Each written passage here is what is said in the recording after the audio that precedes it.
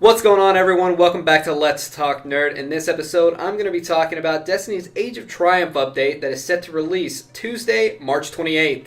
Today, Bungie Studios released further information on the Age of Triumph update and the second part of their three-part series on Twitch. Details submerged on the record book that will be accompanying the update, as well as further details on raid changes to all 4 of the Destiny raids. So the first thing I'd like to talk about is the record book that will be coming with the update. It is the Age of Triumph record book, and it is a whopping 13 pages, larger than any record book that we've had in any content update in Destiny so far. So something that's different that players will notice in this new book is that some of the milestones that you complete actually give you rewards. Now, the rewards are not armor or shaders or anything like that. They're emblems to signify that, you did that specific milestone. You were able to complete that. Things like being there day 1 up until the first content drop is included on their commemoration page, which is the first page of the book. So after that, if you were there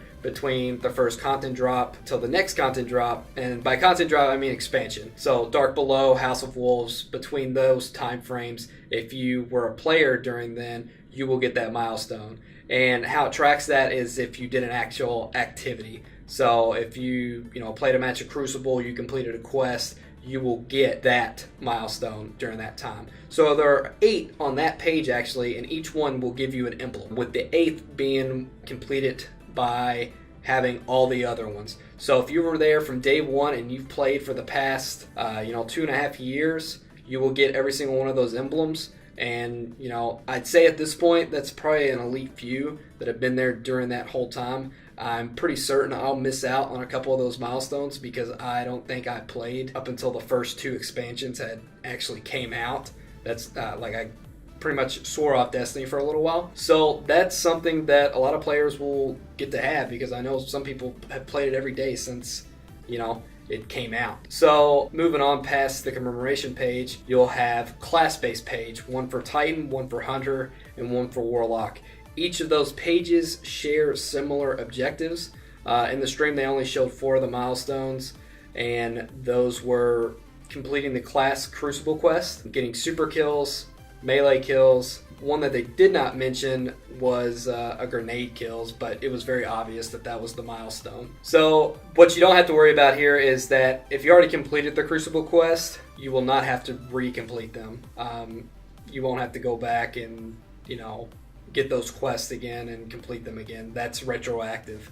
What won't be retroactive, they didn't mention it, but I'm sure it won't be, is that the melee kills, the super kills, and grenade kills will all have to be completed again. The other milestone that they did show was that you will need to reach level 40 in each character to complete the milestone on that page. And then there's another milestone at the very end for completing all the milestones on that page, and that will give you an emblem. Now, the individual milestones do not give you an emblem, so keep that in mind. Going past that, there is a page for strikes.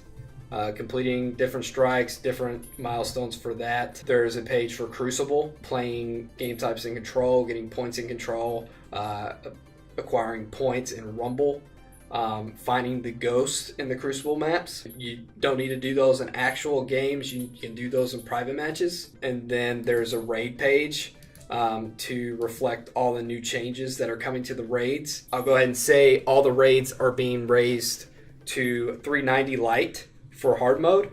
They're keeping the easy mode, which is 290, and then also keeping the original hard mode, which was 310 on some of them. I think King's Fall was 310. Those will all still be there. There's just going to be another slot now that says 390. Completing each of these raids will get you a milestone.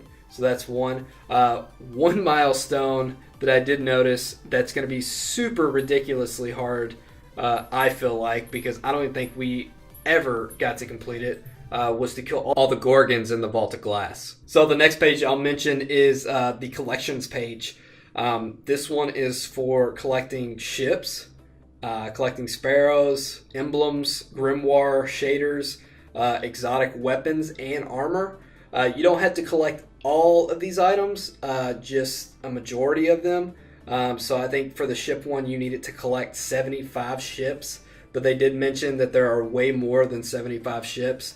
And these are all going to need to be something that you pull back into your inventory. So if you have over 75 ships right now, you're good to go, but you will need to go to the ship kiosk and pull those back into your inventory so the system will see you that you have them.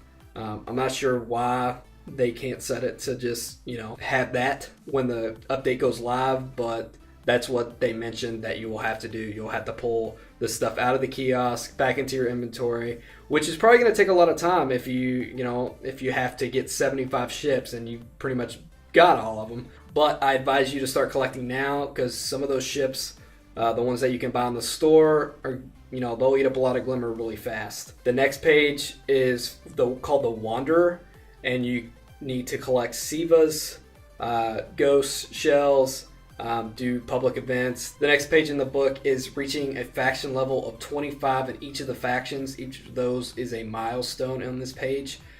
Each one does give you an emblem for completing, so you do not need to reach level 25 in each of the factions. If you're not already level 25, you're going to have some grinding to do. They did not mention how long we have to complete this book, but I will assume it is up until Destiny 2 comes out later this year. So it is best to start working on those faction levels now. They did mention that Iron Banner only requires level 5, which has always been the cap pretty much anyway. So you only need to worry about that. So whenever Iron Banner does come out, you will need to reach level 5. Who knows how many times Iron Banner will come out between now and the time it ends, but it's best to go ahead and get that out of the way. The final page in the book is the Trials page. So 2 of them are really hard here. One of the milestones is to actually go flawless. So if you've never gone flawless, it's time to hit up LFG and get somebody to carry you if you are not capable of playing flawless on a professional level. The other one is getting the Wrecking Ball medal, which is also pretty difficult to do. And these are all retroactive, so if you've already got these in the past, you are good to go. It'll unlock whenever you open up your book. The other ones that they mentioned were getting special kills, getting super kills, revives, in Trials for your teammates. And the final milestone on Trials page is for completing 6 of the 7, earning you another emblem. So that's all the pages that I've mentioned. As much information as I gathered from the stream. We're going to have a lot of emblems after this update. So there will be no shortage of emblems anymore. So the other part of the Age of Triumph update is in regards to the raids. Bungie is updating all 4 of the raids to give them all new challenges. Some of the newer raids will have their original challenges. Challenges were implemented in the Taken King with King's Fall. Wrath Machine had their challenges. But they are refreshing pretty much everything about these raids, and the fact that they're going to add new challenges on top of the pre-existing ones, add challenges to Vault of Glass and Crota's Inn.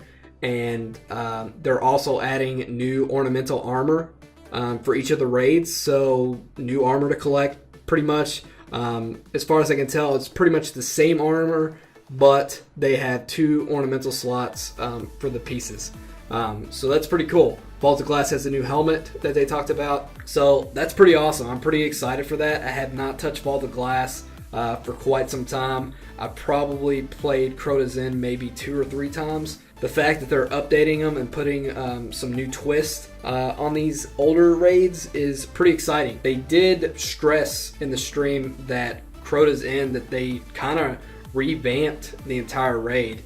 I'm not sure what exactly that means, but they apparently did it enough that they're going to put that in the new weekly rotation in the raid playlist.